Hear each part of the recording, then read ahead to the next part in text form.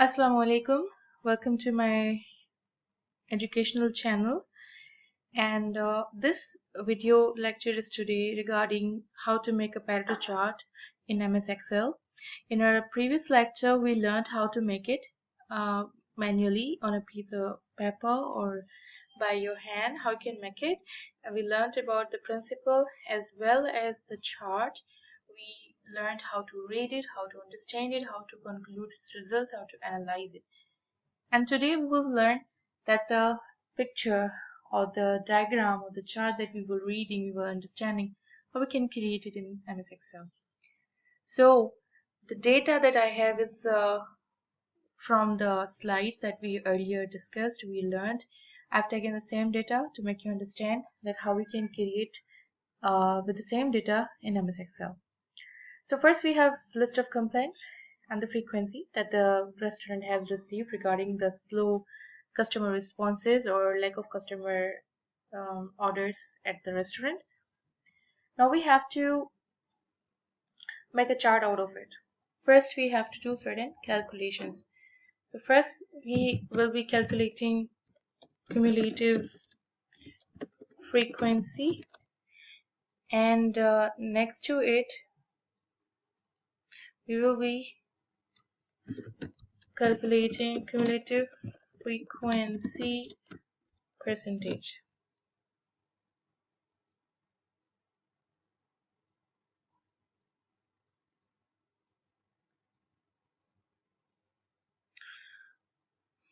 Alright, so to calculate the cumulative frequency, what we need to do is to first always the frequency is needed to be arranged in a descending order to calculate the cumulative frequency, right? And also because the Pareto chart is a descending order, the bars are from always highest to low, right? So this way we focus on the maximum problem causing areas and then the least problem creating areas.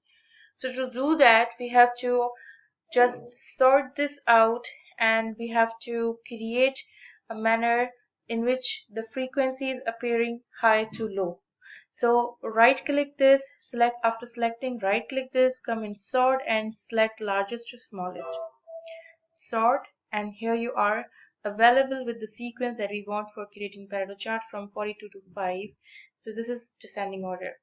Now we will calculate the cumulative frequency. So always the first number is same for the cumulative frequency. The second number needs a formula. We put is equals to sign. We take the first cell of the cumulative frequency, C2, and we add the second frequency, that is B3 column, and cell B3, and enter. You get the second value of the cumulative frequency. To calculate the third one, we need to take the value above the cell, which is cumulative frequency, plus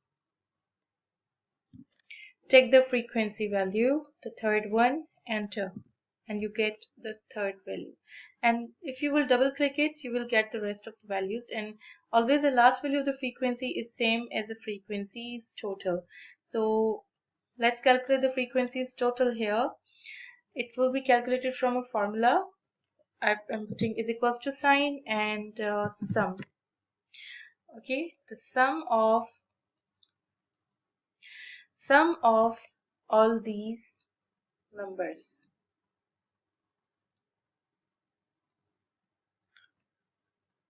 And bracket close, enter. So we have got 89. 89 is the total number of frequency. And if we look at the cumulative frequency, already we see that they match. The total number of frequency, cumulative frequency is same as the frequency. Now we are going to calculate the cumulative frequency. It is going to be calculated from the cell C2, which is the cumulative frequency's first value, divided with the last one, which is the total value of the cumulative frequency. And if you click enter, you will get the frequency percentage. Now if I double click it, see what happens. The values are not coming on its own. There's something missing in it. Why it is? Because every time when you click, if you see the formula here, C6 cell is selected as a divisor, right? If I select here and you see that the value is not there, the next cell is selected, which is empty, and for the next value you will see the next to next cell is selected, and this way it keeps on moving. So I don't want that. I want to freeze this cell, this column, this cell, because I want it for every calculation of cumulative frequency, the total should be cell from the cell C6. So what we have to do is, here we have to put a $sign to freeze it, and it will not change for the rest of the calculations. Now if you double click, and you will see the values are appropriate, and we will put now a percentage sign in it, and I will increase here a digit, one digit after the decimal point. So this is the cumulative frequency calculated. Now quickly we are going to create the Pareto chart. For Pareto chart we need only three things, which is the complaints, frequency, and cumulative frequency. So going to the insert option and going to the charts, here we are going in a more column charts, and we have to select the clustered chart. Clustered column chart is selected, okay, and there it is. The cluster column chart is available now.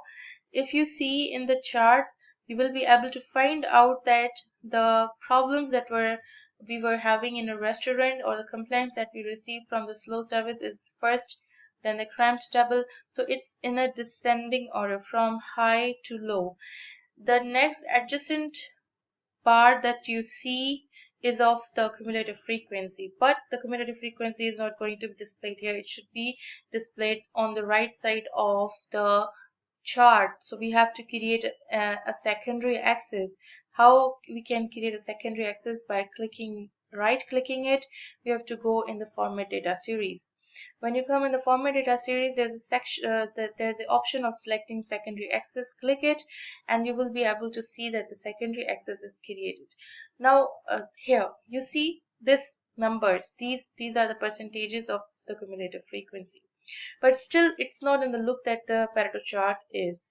So again, I am right clicking it, I'm going in a change series chart type, and if you go to the recommended area, it will automatically suggest you that the trend line, with the trend line chart with the trend line. So this is the Pareto chart, and this chart still needs some adjustments. So first of all, I'm writing the chart title, which is regarding the problem of the restaurant. So I'm just labeling it restaurant problem to differentiate it with the rest of the charts that we might have. And this section, which is the cumulative frequency section, I have to make it in a total 100%, and if you see it is 120%, I don't want it. It should be in a only 100%. So again, select format axis by right clicking it, and come to the maximum value, make it only 1, and then enter. You will be seeing that now the frequency, cumulative frequency percentage, is only in 100%. Other than that, I have to do certain adjustments regarding these. If I have to delete the gap width, or I don't want the bars to be away from one another, so I can increase the gap width by going back like this, and increasing like this, right? So the adjustment that I want to do, I can do from here. Then what else I can do is to label them. So I'm coming quickly to this level, add chart element. I'm going to add axis title. So primary, this is a primary horizontal area. This is a primary horizontal, and I am putting the axis title, which is complaints. These are the complaints that are slow service, crime table, discourteous server, atmosphere, and cold dinner. These are complaints.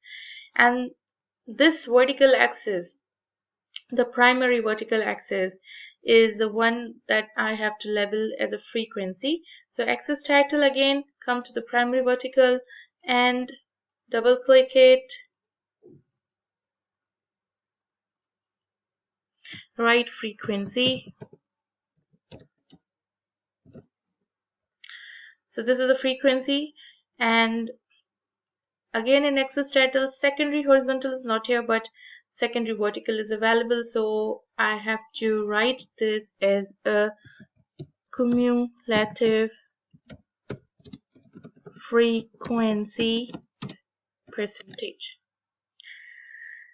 Furthermore, if I come to the data labels, if I click on center, you see that the trend line is now showing the points at which they are marked for each cumulative frequency. So the lines are showing the values. See, it is 94.4, 100%, 83.1%.